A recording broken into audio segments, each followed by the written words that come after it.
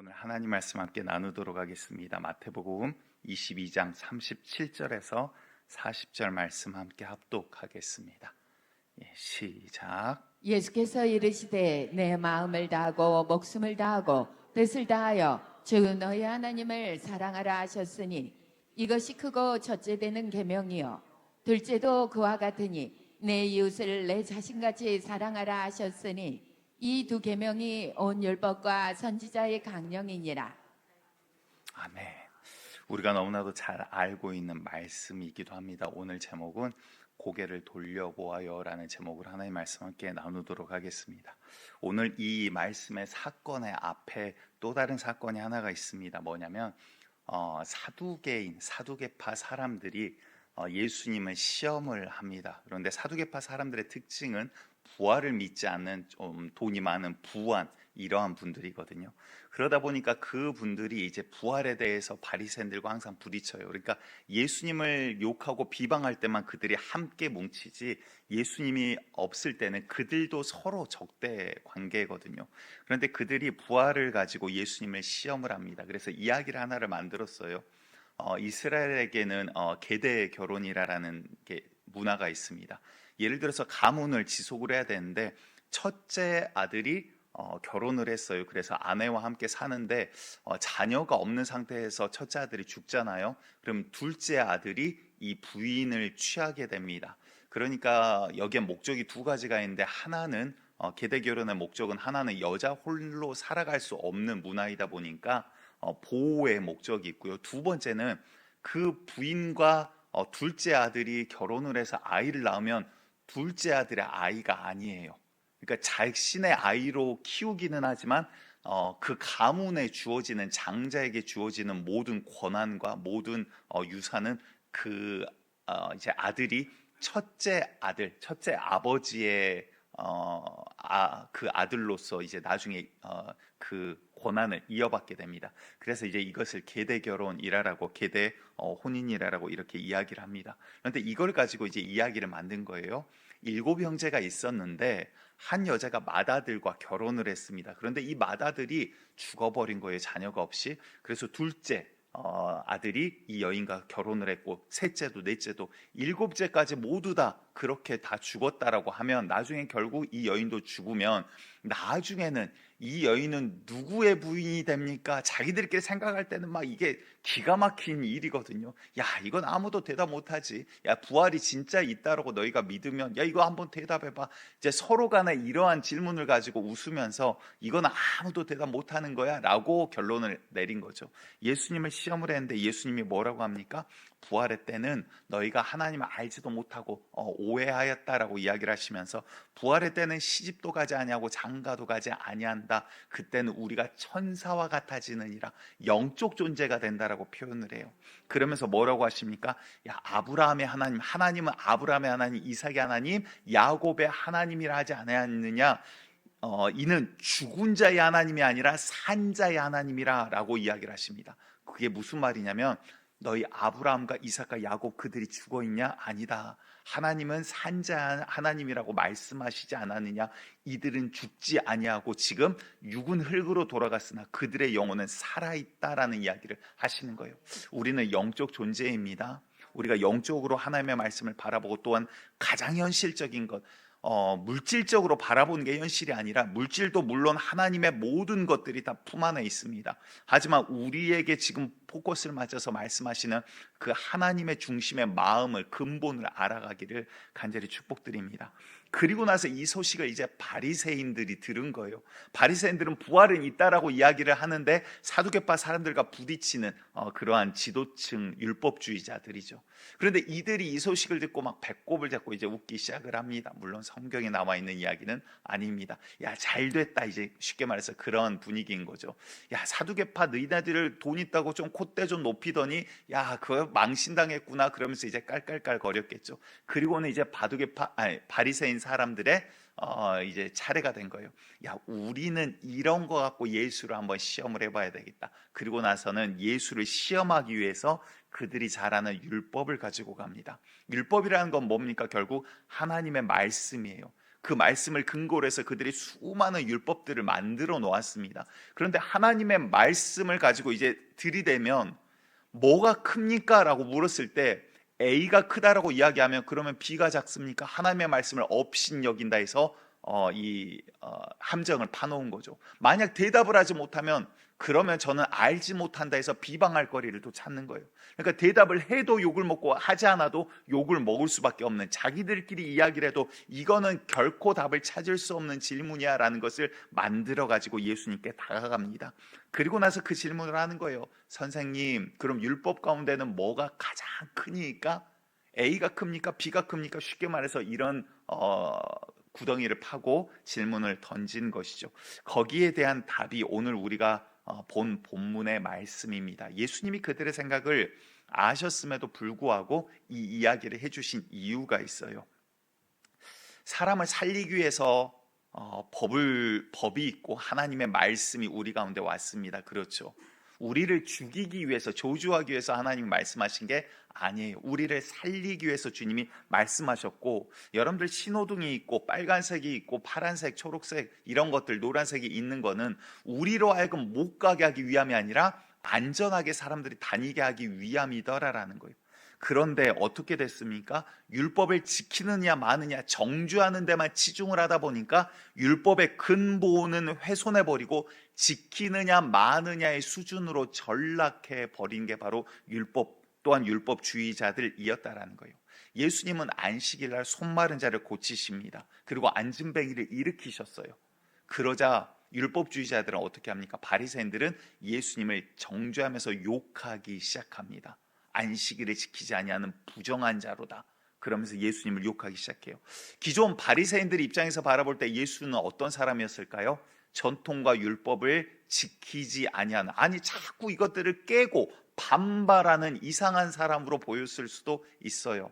그런데 하나님이 봤을 때 하나님 입장에서는 어떻죠? 예수님은 단 한 번도 율법을 깬 것이 아니라 뭡니까? 율법의 근본을 회복시키고 계셨다라는 거예요. 여러분들, 율법의 근본이 뭡니까? 근본과 중심을 잃어버리면요, 사람은요 얼마나 연약하냐면 선한 하나님의 말씀을 가지고도 남을 정죄하고 죽이기만 하지 살릴 수 없는 게 우리더라라는 거예요. 여러분들, 우리가 중심과 근본을 도둑맞지 않기를 간절히 축복합니다. 사랑이라는 게 지금 이 모든 것들의 근본이야 라고 지금 오늘 본문은 이야기를 하고 있다라는 거죠. 우리 인류에게 있어서 사랑은 우리가 뭔가를 갖기 전부터 이미 우리 가운데 있었어요. 왜 그럴까요? 창조주의 거룩한 성품이기 때문에 그래요. 아멘. 여러분들, 우리를 하나님께서 지으실 때 하나님의 형상을 따라 우리를 지으셨다라고요. 그게 무슨 말입니까? 우리 가운데 하나님의 그 놀라운 성품의 흔적들이 분명히 남아있더라라는 거예요. 내가 거룩해서, 내가 선해서, 내가 사랑이 많아서가 아니라는 거예요.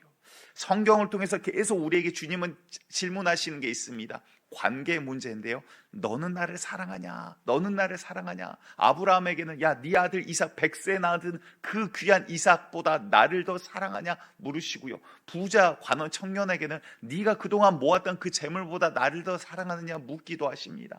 베드로에게는 야, 이 사람들보다 네가 나를 더 사랑하느냐, 그 부활하셔서 만나시며 묻기도 하시죠. 성경을 바라보면 곳곳에 주님은 계속해서 우리에게 물으시는 거예요. 너나 사랑해, 사랑해, 사랑해라고 명령하시는 게 아니라 주님께서는 계속 우리의 관계를 점검해 나가고 관계를 묻고 계시더라라는 것입니다. 그런데 여러분들, 사람이 얼마나 교만합니까? 구약 선지서를 보면요, 사람들이 하나님 앞에 그래요. 하나님, 주께서 우리를 언제 그렇게 사랑하셨나이까? 언제 우리를 그렇게 보호하셨나이까? 우리가 주께 범죄한 건 또 뭡니까? 하나님께 까마귀도 하는데 자꾸 까까 이러신 분들이 계시더라고요. 여러분들, 우리가 정말 주의 사랑을 알 때 주님을 사랑할 수 있는 거지, 모르기 때문에 이미 받은 사랑도 알지 못하는 무지함이 우리 가운데 있더라라는 거예요. 사랑은요, 이제 좀 어려운 이야기입니다. 오늘 너무나 친근한 사랑의 이야기지만 어려운 이야기예요. 하지만 정말 중요한 이야기거든요. 사랑은 네가 먼저 나를 사랑해라고 요구할 수가 없는 게 사랑이에요. 사랑의 속성을 잘 봐보세요. 내가 사랑을 하는 거지, 사랑을 받기 위해 네가 나를 사랑해라고 명령할 수 없는 게 사랑이라고요. 그런데 우리 주님은 우리를 먼저 사랑하셨기에 우리에게 네가 나를 사랑하느냐라고 요구가 아니라 뭡니까? 관계를 지금 묻고 계시더라라는 거예요. 좀 어려운 이야기지만 이제 개념을 우리가 잡아가기를 원합니다. 이 말은 다른 말로 인간 관계로 가지고 오면 무슨 말이냐면, 우리가 내가 누구를 사랑하지도 않는데 너 나 사랑해야 돼, 나는 사랑받아야 하는 존재야, 우리를 위로하기 위해서 교회에서 많이 그러죠. 당신은 사랑받기 위해 태어난 사람. 그러나 하나님께서 무한한 사랑을 이미 우리에게 부어주셨기 때문에, 다시 말해 하나님의 사랑이 없이는 우리가 너는 사랑받아야만 돼, 그러한 존재는 없어요. 그거는 교만이에요.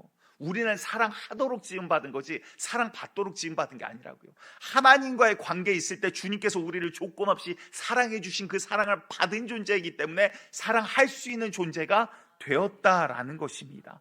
다시 말해 하나님의 형상을 따라 지음받았다라는 것은요, 하나님의 이 거룩한 성품을 이어받아 그 통로로 우리가 사랑할 수 있는 존재로 우리가 지음을 받았다라는 거예요.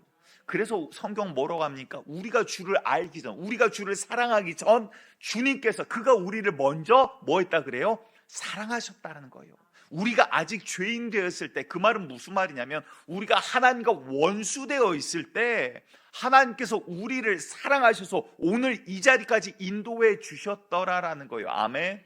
여러분들, 우리가 주를 알아서, 우리가 주를 사랑해서가 아닙니다. 주님이 먼저 우리를 사랑하셔서, 심지어 어떻게 사랑하셨냐면 그 아들 독생자 예수까지, 다른 말로 하면 모든 것을 내어주기까지 우리를 사랑하신 게, 먼저 사랑하신 게 우리 하나님의 사랑이더라라는 거예요. 그래서 성경은 하나님은 사랑이시라 그냥 이렇게 당당하게 이야기를 하는 거예요. 그보다 큰 사랑은 없고, 우리가 그의 원수 되었고 우리가 죄인 되었을 때 우리를 살리기 위하여 죽기까지 우리를 사랑하신 게 예수 그리스도의 사랑이라고 성경은 말씀하고 계시다는 거예요.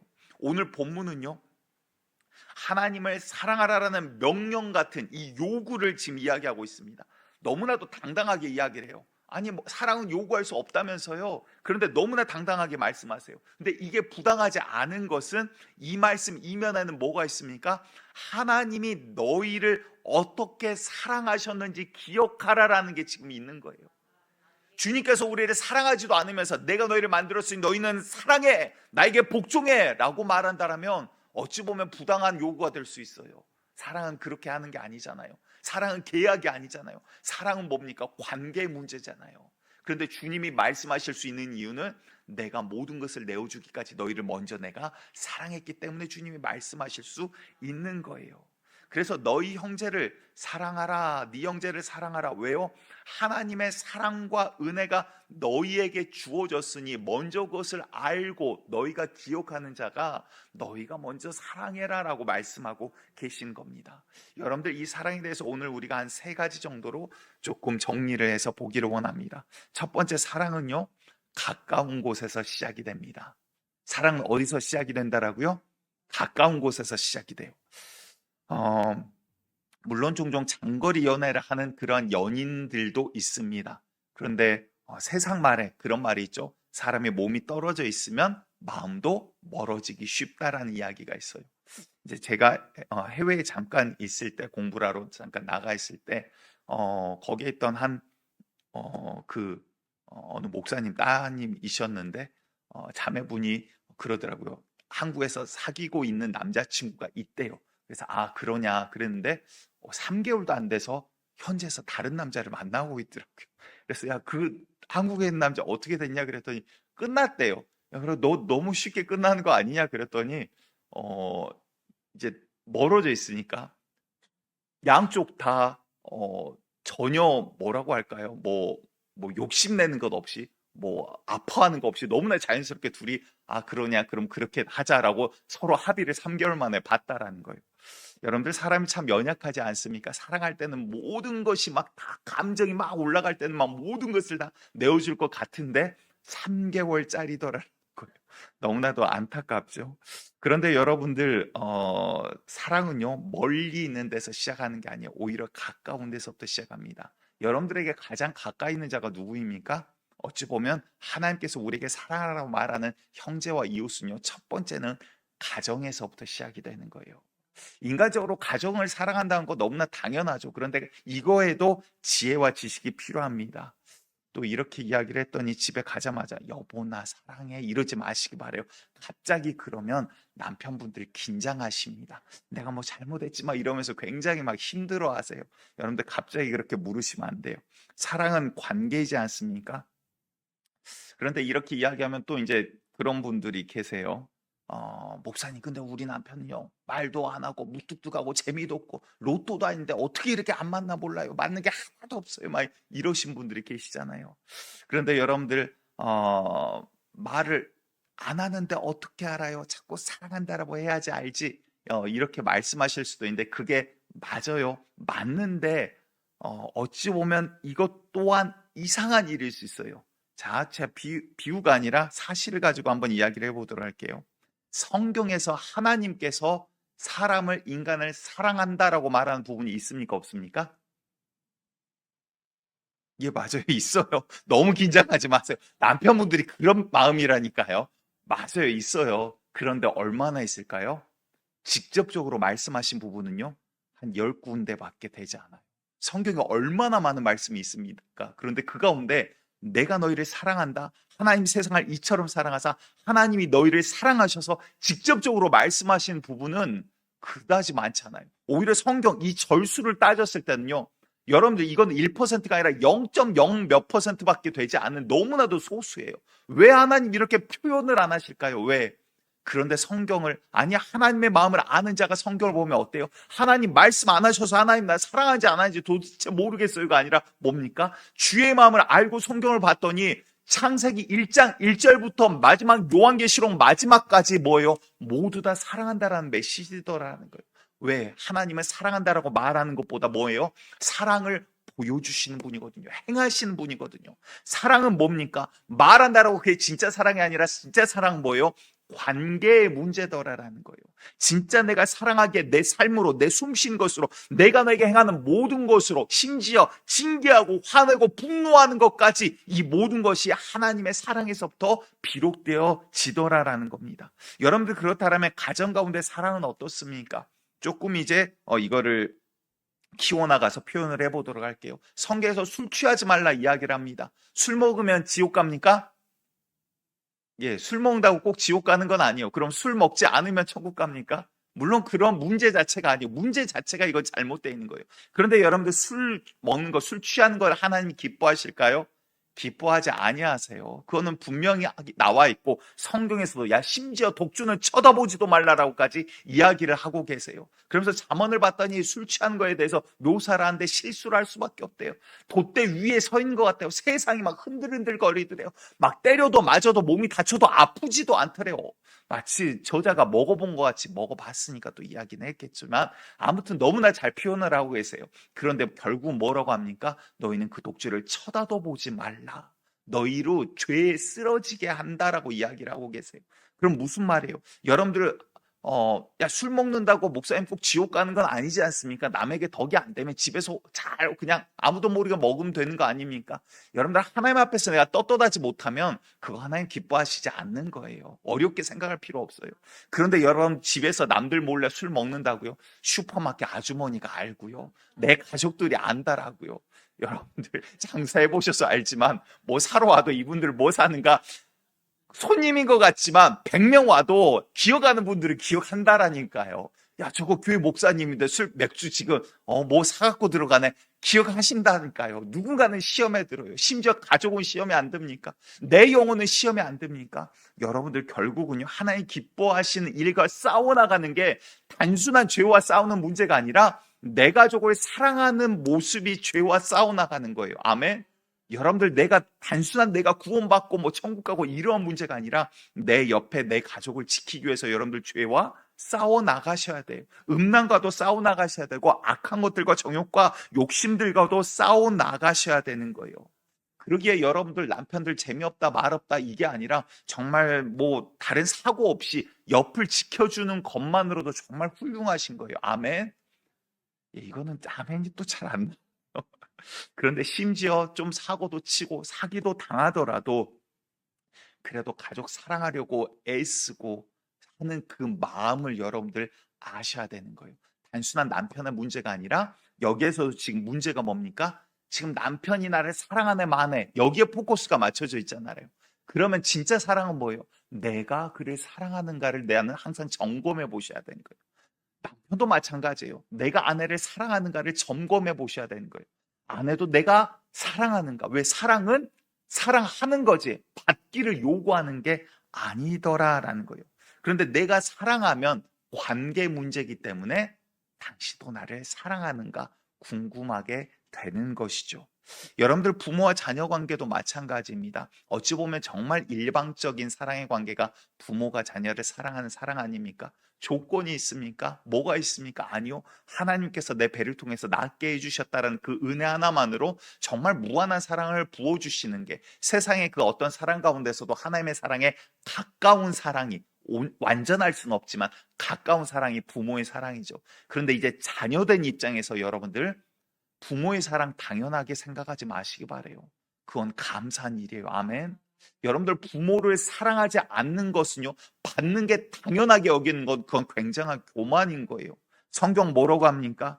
예수님 당시에 이들이 율법을 잘 지켜요. 그런데 율법 가운데 뭐가 있냐면 고르반이라고 그래서 하나님 앞에 드리기로 내가 약정해버리고 서약해버리면 이건 아무도 손을 못 대는 그러한 율법이 있는 거예요. 그러니까 부모에게 드리기 싫으니까 뭐라고 하냐면 이거 고르반입니다. 하나님께 드리기로 내가 약정한 겁니까? 약정한 겁니다. 그래서 내가 부모 섬길 수가 없어요. 이렇게 해버리더라라는 거죠. 마태복음 15장 4절에서 6절에 그 이야기를 이렇게 표현합니다. 같이 읽겠습니다. 시작. 하나님이 이르셨으되 내 부모를 공경하라 하시고 또 아버지나 어머니를 비방하는 자는 반드시 죽임을 당하리라 하셨거늘 너희는 이르되 누구든지 아버지에게나 어머니에게 말하기를 내가 드려 유익하게 할 것이 하나님께 드림이 되었다고 하기만 하면 그 부모를 공경할 것이 없다 하여 너희의 전통으로 하나님의 말씀을 패하는도다.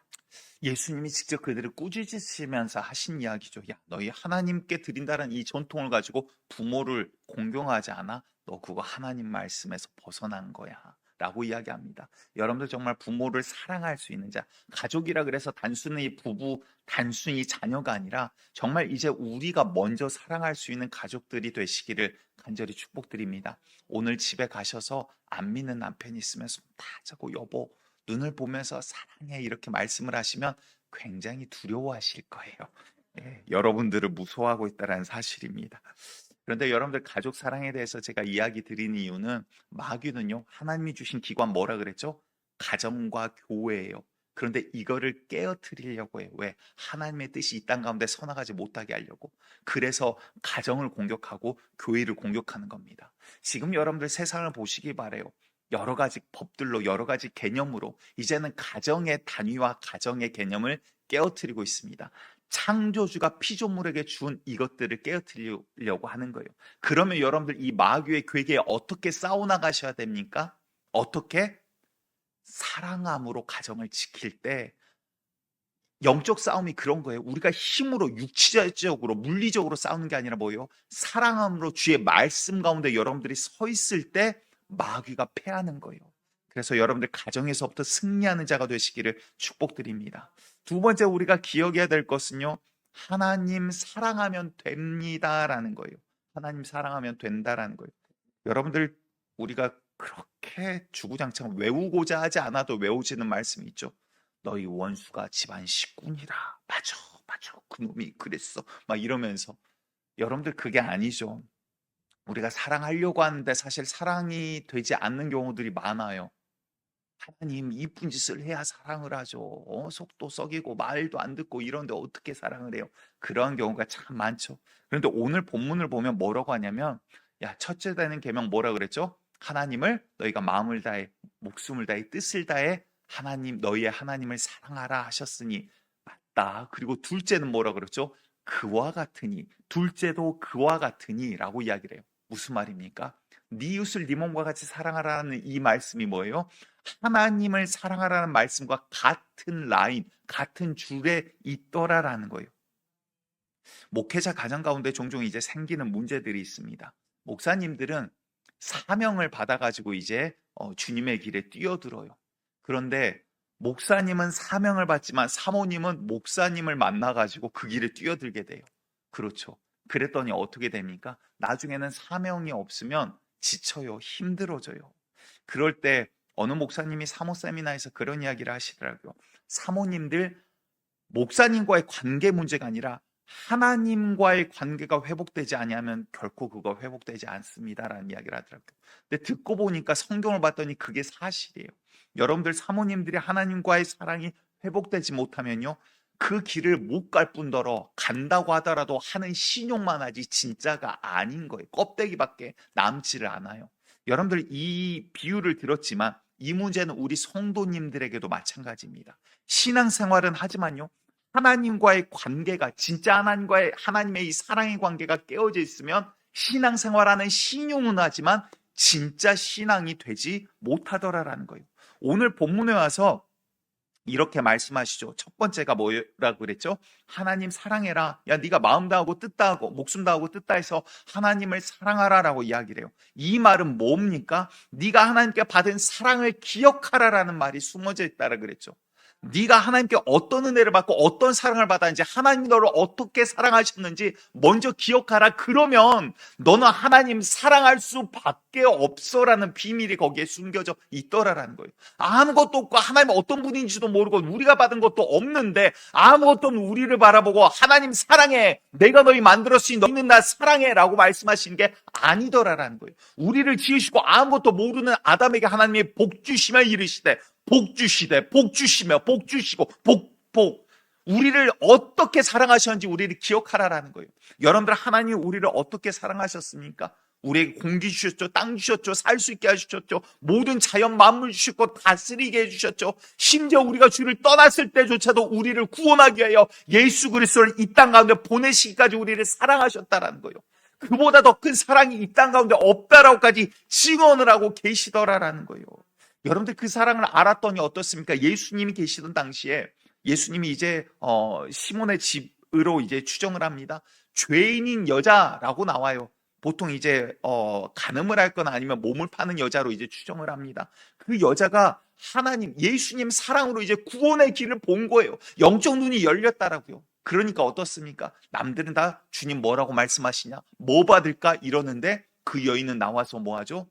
눈물로 그의 발을 그 위에 흘리면서 자기의 머리털로 예수님의 발을 닦아요. 그 당시에 발이란 건 샌들이에요. 밖에 나가면 모래바람에 가장 신체에서 떠오르는 부분이 발이라고요.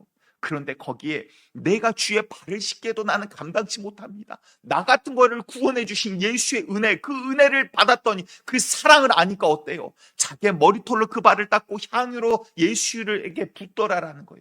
뭡니까? 큰 사랑을 받은 걸 아니까 사랑할 수밖에 없어요. 이거는 뭐 선택과 이성과 계산의 문제가 아니라 그냥 그렇게 되어지는 거예요. 그래서 하나님을 사랑하라는 말은요, 너희가 하나님께 어떤 사랑을 받았는가 먼저 기억하라라는 거예요. 그런데 그 다음에 뭐라고 하죠? 둘째도 그와 같으니 네 이웃을 사랑해라. 이 말은 뭡니까? 이제 우리가 정말 주님의 사랑을 기억하고 주를 사랑하게 되면 그 다음 내가 어떻게 바뀌어요? 주님께서 나 같은 것도 사랑하셔서 구원하셨는데 옆에 나에게 못난 짓 하는, 미운 짓 하는 형제를 바라볼 때 어때요? 육신의 눈으로 바라보면 이해되지 않죠. 밉죠. 그런데 그 영혼을 만드신 하나님의 작품, 하나님의 놀라운 손길을 바라보면 그 영혼도 귀하지 아니하냐라는 말씀이 숨겨져 있더라라는 거예요. 여러분들, 이웃을 사랑해야지 율법이고 하나님의 강령이고 명령이고가 아니에요. 이것은요, 나와 하나님과의 관계의 문제고 사내가 하나님 사랑 안에 있으면 그 영혼이 귀하게 보일 수밖에 없다라는 말씀인 거예요. 첫째, 하나님의 사랑이라는 이 단추가 잘못 끼워져 있으니, 다시 말해서 우리가 교회는 다니고 종교 생활은 하는데 신앙이 생활이 아니니까 내가 주를 믿는 것 같은 껍데기는 있는데, 예를 들어 그런 거예요. 기도는 하는데 하나님 기뻐하시지 않는 기도밖에 없어요. 예배는 드리는데 하나님 받지 아니하시는 예배, 찬양은 하는데 하나님께 영광 돌리지 아니하는 그냥 노래인 찬양, 거기에 뭐가 있어요? 형식은 다 있어요. 겉모양을 볼 때는 교회 같고 예배 같고 찬양 같다라고요, 기도 같다라고요. 그런데 하나님 입장에서 볼 때는 받을 것도 없고 주님께서 준 걸 아는 것도 없고 은혜도 없고 함께 하시지 아니하는 껍데기 뿐이라고요. 첫 번째, 하나님과의 사랑이 이어지지 아니하면 그 다음에 이루어질 수가 없는 껍데기밖에 남지 않는다라는 거예요. 요한계시록에 에베소 교회에게 하는 이야기가 있습니다. 너 거짓된 거 가려내는 거 잘한 거다 그래요. 너 악한 자들, 정의롭지 못하고 악한 자들 구별한 거 그래 잘했다 칭찬이 막 처음에 나와요. 그런데 내가 너 책망할 것 한 가지가 있어. 뭐라 그랬죠? 네가 처음 사랑은 어디 있니? 무슨 말일까요? 야, 너 정죄하고 율법을 가지고 잘 가려낸다. 그런데 사랑과 인애와 관용과 자비는 어디 있느냐?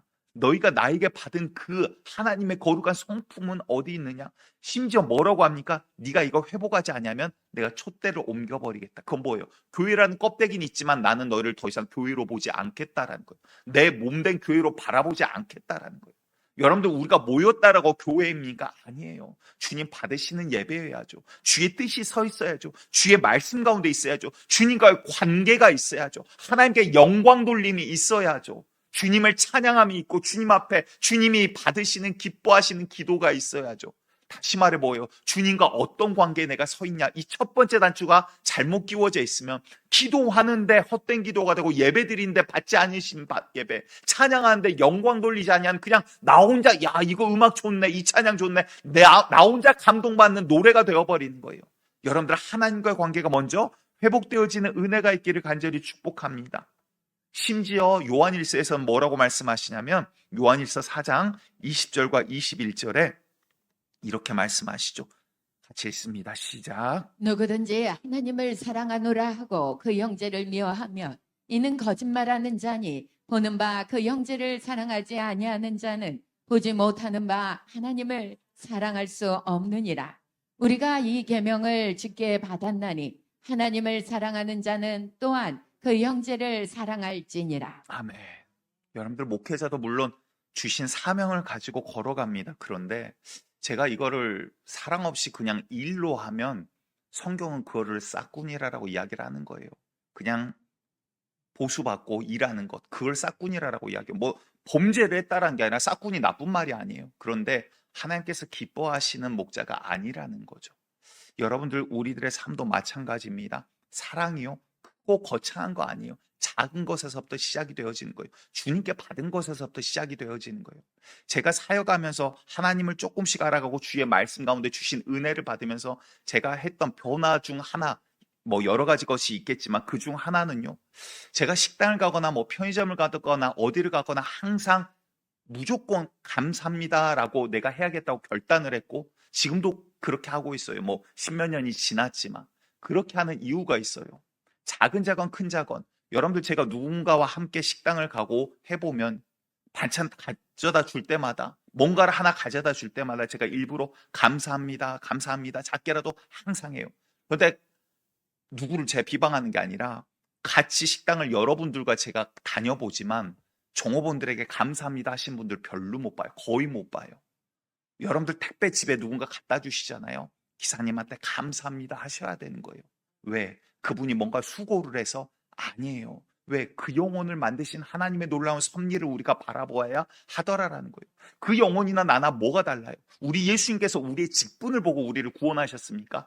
권력을 보고 구원하셨습니까? 재력을 보고 구원하셨습니까? 우리의 어떤 지식과 지혜를 보고 구원하셨나요? 아니요. 우리의 영혼에 하나님께서 만드셨다라는 그 순수한 영혼의 가치 한 가지만 보고 우리가 죄인 됐을 때 아무것도 아닌 껍데기뿐인 우리를 위해서 죽기까지 사랑하셔서 이 땅 가운데 오신 예수의 사랑이 우리를 향한 사랑이더라라는 거예요. 우리가 그 조건 없는 사랑을 받았는데 왜 우리는 조건 있는 사랑을 하려고 하냐라는 거예요.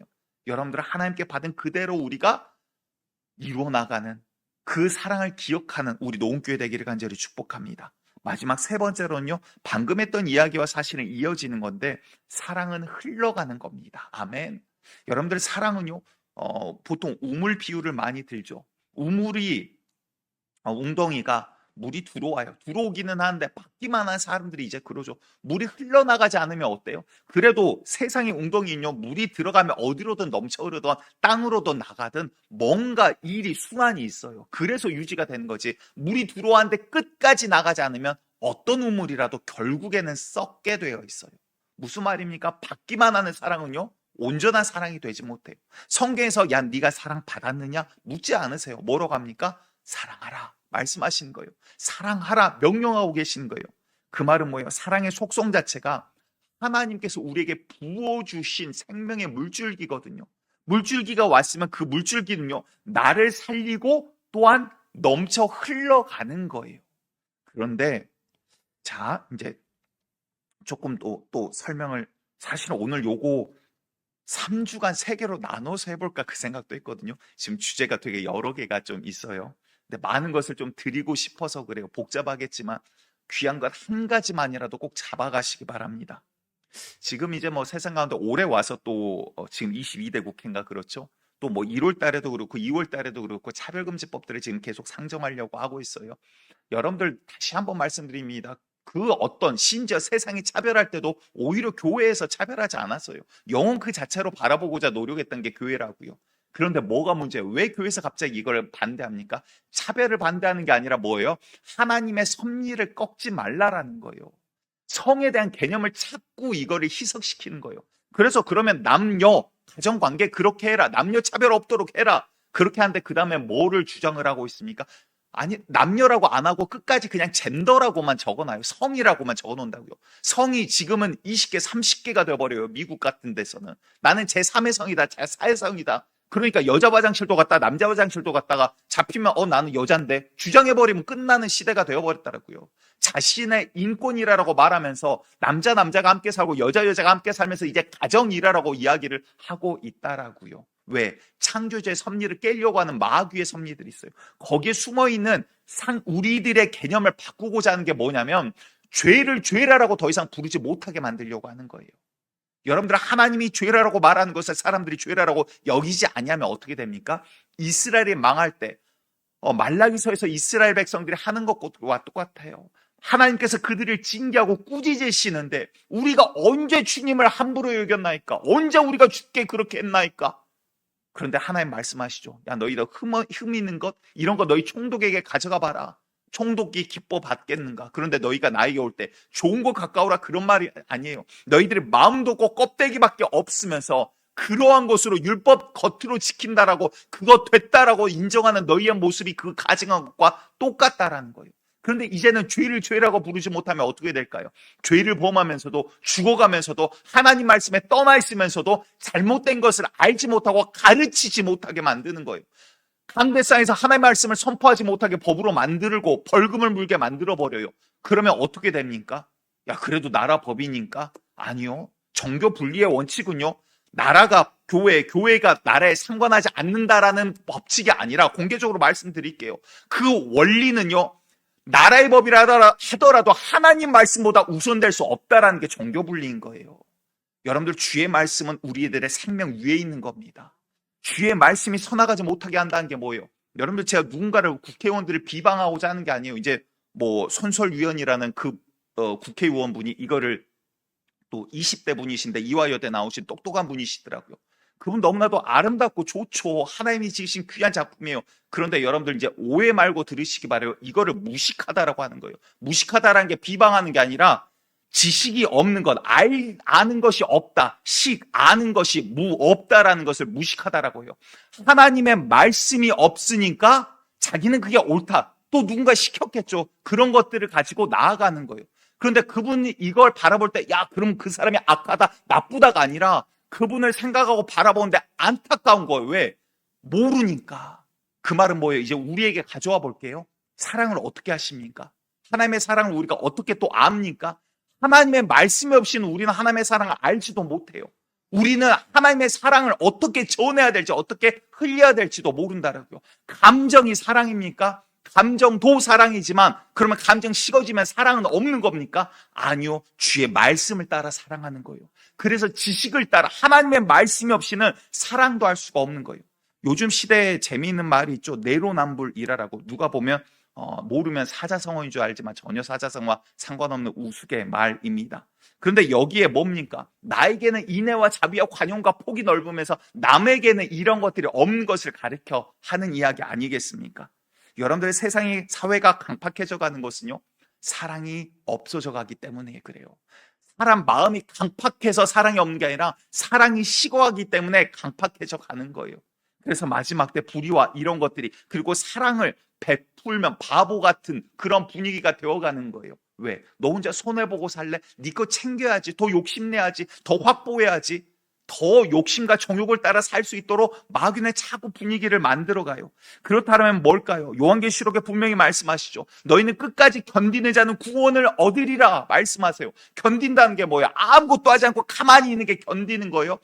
아니에요. 주의 말씀 안에, 좀 더 구체적으로 주님의 사랑 안에 너희는 서 있으라. 세상이 바보라 그래도 너희는 말씀대로 지식을 따라 사랑해. 그게 주님 말씀 안에 견디는 거야. 그런 자가 구원을 얻는 거야. 그냥 가만히 있는 게 구원이 아니라 마귀의 공격 가운데 너희는 사랑으로 승리하라 이 말이에요.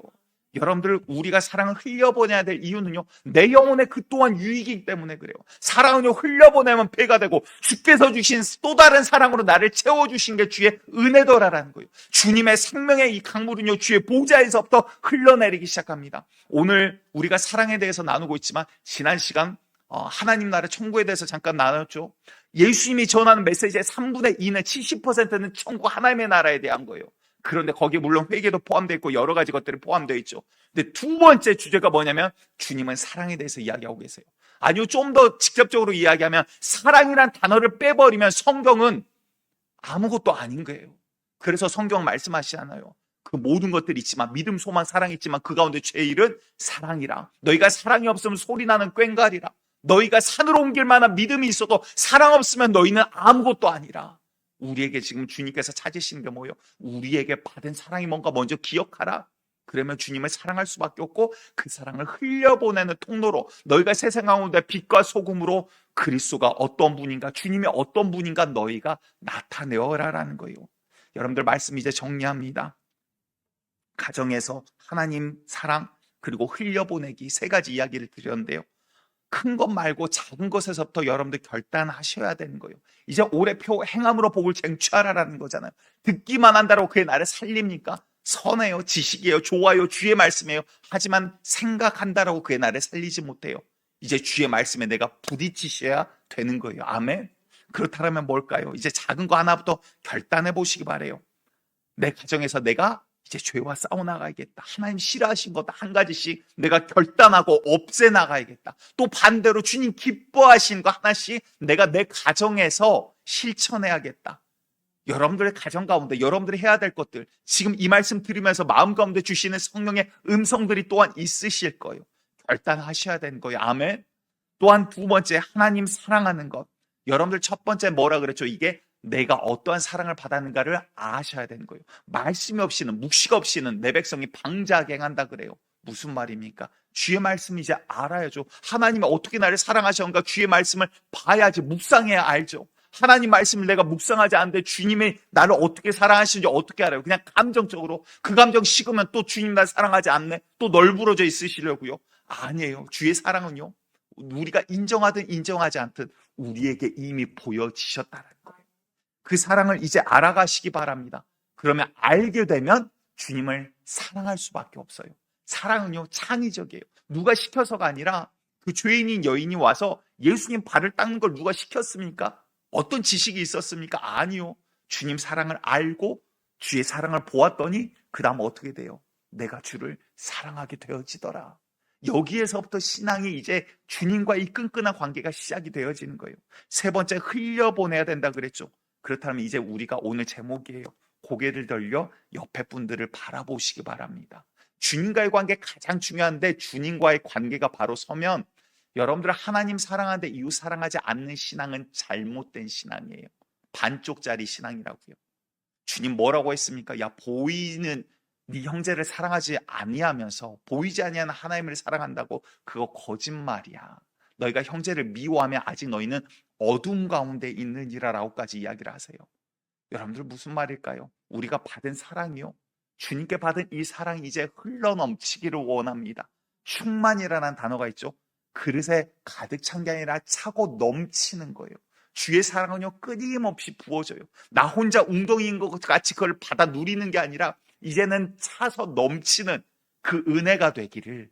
내가 어떻게 주의 사랑, 주님께서 지으신 저자를 내가 어떻게 사랑할까? 우리가 시간과 육체의 제약이 있기 때문에 모든 사람께 다 친절하고 모든 사람을 다 사랑할 수 없습니다. 하지만 주의 지식과 지혜를 따라 사랑하는 우리 노은교회 되기를 받기보다 사랑하기에 더 힘쓰는 우리 주의 자녀들 되기를 간절히 축복드리겠습니다.